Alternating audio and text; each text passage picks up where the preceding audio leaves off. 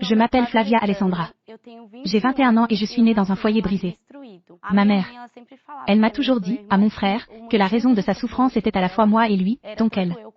Ils ne m'ont pas donné d'amour, j'ai posé ma tête sur mon oreiller pour dormir et je voulais juste que quelqu'un me serre dans ses bras. Je voulais juste que quelqu'un lui parle, regarde, oui, je suis ici avec toi, je ne vais pas t'abandonner, je ne vais pas te quitter. Alors, c'est quand est-ce? Je connaissais l'automutilation, j'ai commencé à me couper, je voulais que cette douleur que j'avais si grande dans mon âme, passe à un autre endroit. Je me fichais de savoir si c'était sur mon corps, je me coupais avec une vis, un clou, tout ce que j'ai trouvé sur le sol l'est déjà. Il y a eu une fois où il a cassé une petite cruche que j'avais sur le côté, sur mon lit, et j'ai pris ces éclats de verre et j'ai commencé à me couper aussi.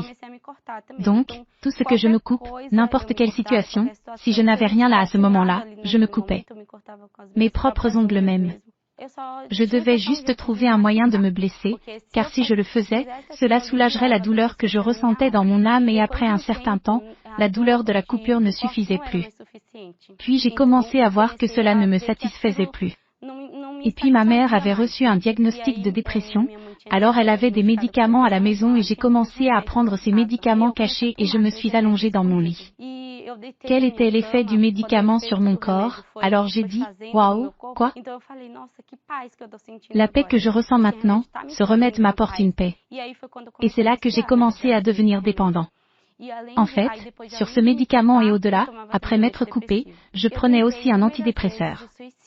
J'ai essayé de me suicider de nombreuses fois et l'une d'entre elles était à l'école et une collègue qui fréquentait l'église universelle, elle a étudié dans la même école que moi.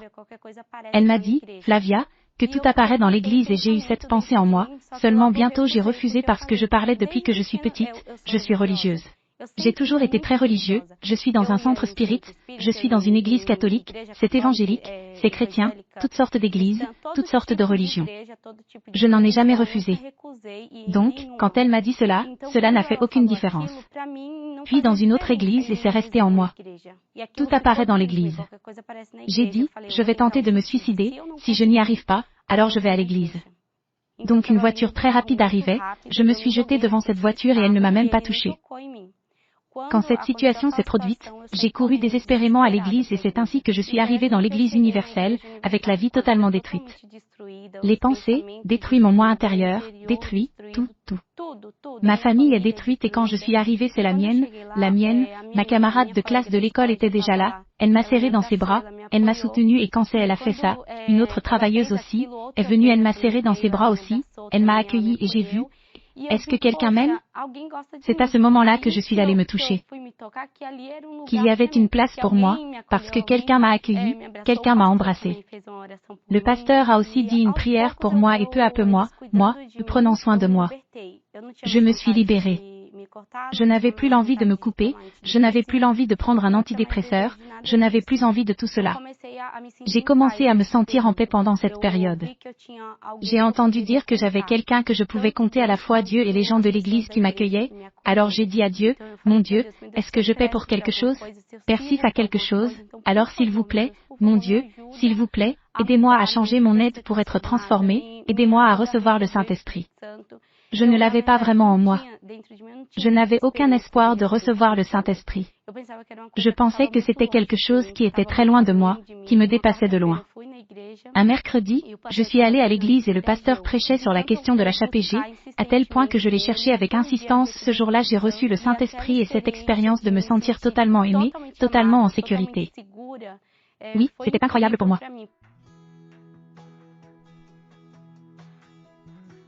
Toute ma vie a été transformée, le vide que je ressentais, la tristesse, la colère que j'avais avec les gens, c'est tout ce qui changeait à l'intérieur. En fait, cela a changé le jour même où je l'ai eu. Donc tout cela a changé, ma vision du monde a changé. Je n'étais plus en colère contre ma mère pour le passé, qu'elle m'a donné, mon père aussi, parce que plusieurs fois nous avons fini par les blâmer, non? Malgré toutes les souffrances que j'ai endurées et quand j'ai reçu le Saint-Esprit, j'ai réalisé que ce n'était la faute de personne. Que c'était de ma faute, que je ne l'ai pas cherché de toutes mes forces et quand je l'ai reçu il a tout rempli, tout. Aujourd'hui je me sens aimé, je sais que je suis aimé, je sais que je suis heureux aujourd'hui j'ai le bonheur en moi, ce vide, cette angoisse. Je ne l'ai plus en moi, tout comme mes parents. Alors oui, ils ont commencé à aller à l'église aujourd'hui, ils sont aussi à l'église, ma vie de famille a été transformée. Aujourd'hui, je fais partie de l'évangélisation de l'Église universelle et là, nous évangélisons dans les communautés que nous évangélisons. Des gens qui vivent la même situation que moi dans le passé. Aujourd'hui, je peux montrer à ces gens la transformation que Dieu a faite dans ma vie. Je peux aider ces personnes et je me vois pleinement épanouie. Quand je fais ces travaux, parce que Dieu n'est pas seulement lui. Cela a changé une petite chose dans ma vie, mais cela a totalement transformé ma vie. Ma famille est dans tous les domaines de ma vie. Aujourd'hui, je suis totalement complet.